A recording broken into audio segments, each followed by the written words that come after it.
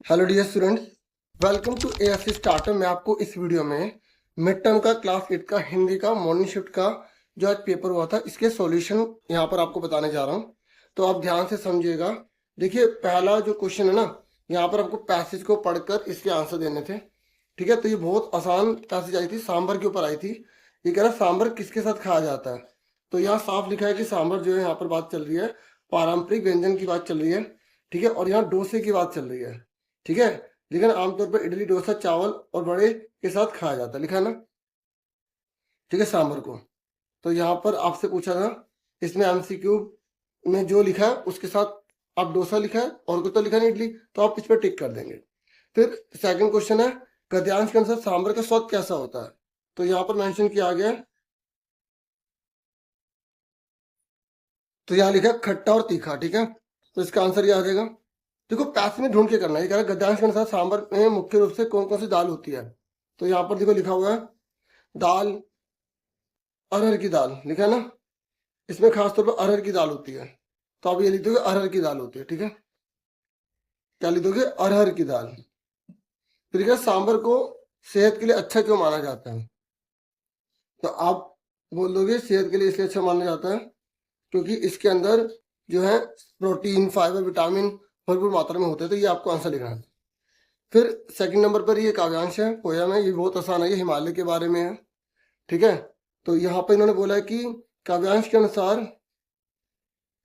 जीवन में कठिनाइयां आने पर क्या करना चाहिए। तो डट कर सामना करना चाहिए। ठीक है, फिर ये कह रहा है छू सकते हो नभ के तारे।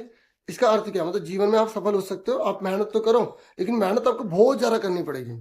ठीक है भाई, कहीं मुसीबत आएंगी, आप एक बार ऐसा लगेगा आपको कुछ नहीं आ रहा, आप आगे नहीं बढ़ पाओगे, फिर भी आपको हिम्मत नहीं हारनी। ये कह रहा है काव्यांश के अनुसार किससे नहीं डरना चाहिए। काव्यांश के अनुसार बोला तो आप ये लिखोगे, डरो ना आंधी पानी में, खड़े रहो अपने पद पर, सब कठिनाई तूफानों में। तो आपको यहाँ तक लिख देना था। ठीक है, फिर नेक्स्ट है, अगर थोड़ा आगे पीछे भी लिख देना और अगर ये पॉइंट आपका उसमें आ गया पैसेज में आंसर में, तो आपको नंबर मिलेंगे। ठीक है, कई बच्चे कमेंट करते हैं कि सर हमने एक्स्ट्रा भी लिख दिया था तो हमें नंबर मिलेंगे। मिलेंगे क्यों नहीं मिलेंगे, आपने आंसर तो बताया ना। ये कह रहा है हिमालय की दो विशेषता बताओ। तो आप जो भी लिखना चाहो लिख सकते हो इसमें कि हिमालय बहुत बड़ा है। ठीक है, और हिमालय आंधी तूफान वगैरह से भी नहीं मतलब डरता है। ठीक है, ये डटा रहता है।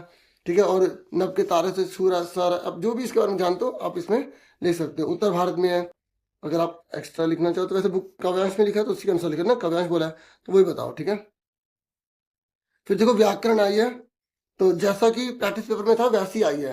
ये कह रहा है गुणवाचक विशेषण ढूंढो। तो गुणवाचक गुण बताते हैं तो गोल हो गया। आप विशेषण के सभी प्रकार कर लेना, सार्वनामिक चार होते हैं ना, चारों कर लेना।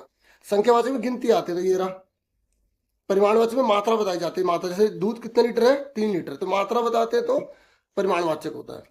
फिर कह रहे हैं उपसर्ग बताओ। देखो या तो उपसर्ग आएगा या प्रत्यय आएगा, तो यहाँ बोले उपसर्ग, तो ये आ जाएगा सा जमा विनय। तो ये जो सा है ना, ये उपसर्ग कहलाएगा, ये मूल शब्द कहलाएगा।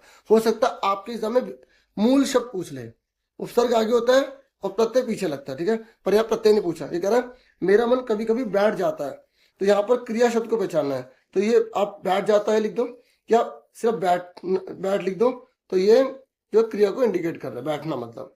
ये कह रहा है रानी शब्द का लिंग बदलना है आपको। तो रानी का क्या होता है, लिंग बदलना है, तो रानी का राजा होगा। अगर यहाँ पर आता रानी का जैसे ये आ जाता राजा का विलोम शब्द आ रहा था, राजा का विलोम शब्द आता तो रंग होता, क्योंकि हो सकता है आपके एग्जाम में ये आ जाए। तो लिंग बदलने में क्या होता है, जिसमें जैसे लड़का का लड़की, चाचा का चाची, ऐसे करना होता है। फिर इसने बोला तद्भव में लिखो। तद्भव मतलब इसे आम भाषा में हिंदी में क्या बोलते हैं, दुग्ध को बोलते हैं दूध। ठीक है, मैंने आपको बताया था जैसे ग्राम को क्या बोलते हैं, गाँव। ठीक है, ऐसे जो मैंने आपको बताया था 3-4 प्रैक्टिस में, वैसे मैंने एग्जाम्पल शायद दूध का दिया तो आ गया हो। ठीक है, ऐसे घृत मतलब घी हो गया। ऐसे ही और भी आपको प्रैक्टिस करनी है, एक बार देख लेना सारे। एक बार बेईमान का विपरीत शब्द बताना, तो ईमानदार हो गया, ईमानदार। फिर ये कह रहा है यहाँ पे गोलियां लिखा है, इसका वचन बदलना है। अगर ये बहुवचन है तो एक वचन क्या होगा, गोली होगा। देखो मात्रा का ध्यान रखना होता है, मात्रा गलत होगी तो पूरा नंबर कट जाएंगे। फिर कह रहा है समास बताओ। जब ये डैश लगता है तो दोनों की वैल्यू इक्वल होती है, तो इसे द्वंद्व समास कहते हैं। ठीक है, उसके बाद ये आपकी बुक में से खंड का है, ये आपकी बुक में से चैप्टर में से लिया गया है, इसको पढ़ के आपको आंसर देने हैं। तो ये कह रहा है गद्यांश में से सबसे अधिक बुरी बात क्या। देखो बुराई में रस ले लो, ये तो ठीक है, बुरी बात है, लेकिन आप अच्छाई में उतना ही रस लेकर उसको बता नहीं रहे, किसी के अच्छे काम को बता नहीं रहे हो, तो ये और भी बहुत बुरी बात मानी जाती है। तो इसलिए इसका आंसर ये आएगा खा। सैकड़ों घटना का मतलब सैकड़े में होता है 100, तो यहाँ पे सैकड़ों आ गया तो 100 से ज्यादा, तो इसका आंसर ये है। फिर उसके बाद यहाँ पर बोला गया गद्यांश से लेखक से क्या गलती हो गई थी। देखो उसने 10 रुपए की जगह 100 रुपए दे दिए थे, ठीक है, 10 की वजह 100 रुपए दे दिए थे, तो गलती क्या होगी उससे, 10 रुपए से ज्यादा दे दिए। फिर ये कह रहा है टिकट बाबू का अतिरिक्त रुपए लौटा देना उसके किस गुण को इशारा करता है। तो देखो उस टिकट बाबू ने पैसे वापस कर दिए, ईमानदारी को बताता है। फिर ये आपकी बुक के क्वेश्चन आंसर है, ठीक है, ये आपने जैसे चैप्टर पढ़ा है उसके हिसाब से बना बना के इसमें लिख सकते हैं। चैप्टर पढ़ा है तो बना लोगे, ठीक है। देखो कैसे कैसे क्वेश्चन आए हैं।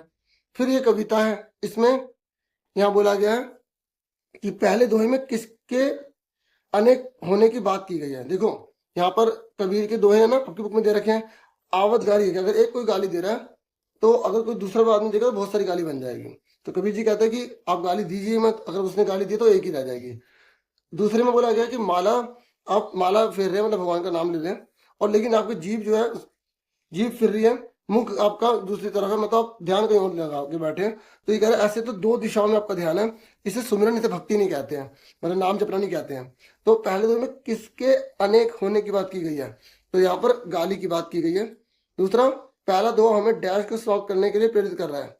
तो एक देखो क्या समाप्त करेंगे, अगर एक ने गाली दी और आप चुप हो गए, आपने कुछ नहीं बोला, तो वो आपसे फिर लड़ेगा ही नहीं, है ना। तो उन्होंने लड़ाई झगड़े की बात की है कि ये ना करो, ठीक है, मेरे पास समझ में आ रही है।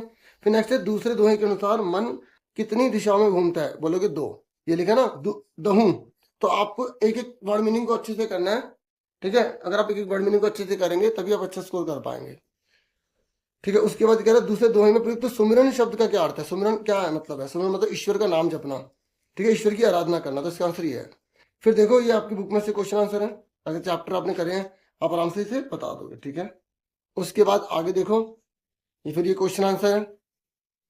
देखो 2 लिखे तो 2 करना, ओके। उसके बाद आप आगे देखोगे यहाँ पर ये लिखा है अपने भाई के विवाह का निमंत्रण देते हुए पत्र लिखना है आपको, ठीक है। तो ये अनौपचारिक है, और ये आपका, आप साधु सोहन है, आपके क्षेत्र किरण नगर में 2 दिन से साफ पानी नहीं आ रहा है, तो उसकी शिकायत करने दिल्ली जल बोर्ड को, तो ये औपचारिक है।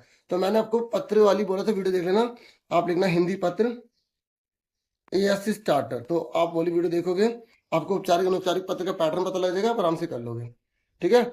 उसके बाद 11वां क्वेश्चन है। इस 11वें क्वेश्चन में क्या करना है, आपको एक विषय पर अनुच्छेद लिखना है, मतलब आपको अपनी लैंग्वेज में बना बना के लिख देना, छोड़ के मत आना। जैसे लिखा जीवन में शिक्षा का महत्व, ये आ गया, आप देखोगे जीवन में शिक्षा का बहुत महत्व होता है, शिक्षा के द्वारा ही व्यक्ति साक्षर होता है और जीवन में सफल हो सकता है। शिक्षा से उसे पता लग जाता है क्या सही है क्या गलत है, जो आपके मन में आ रहा ना वो लिखते रहो। अगर ये नहीं लिखना तो ये लिखो मेरा प्रिय मित्र, मेरे प्रिय मित्र का नाम राहुल है, मैं बहुत अच्छी तरह से पढ़ाई करता है, सुबह जल्दी उठता है, हर किसी की मदद करता है, कभी भी वो जो है घमंड नहीं दिखाता, मतलब बना बना के लिखते रहो। तीनों में से कोई एक लिखना है। अगर आपको कोई अच्छा गीत है तो आपको गीत गाते हो, गीत गाता हूं मैं, गुनगुनाता हूं मैं, तो जो भी है उसके बारे में लिख दो। तो इतना ही था इस वीडियो में। अपना पूरा ध्यान रखें, खूब मन लगा के पढ़ाई करें। Thank you for watching and listening carefully. Take care student.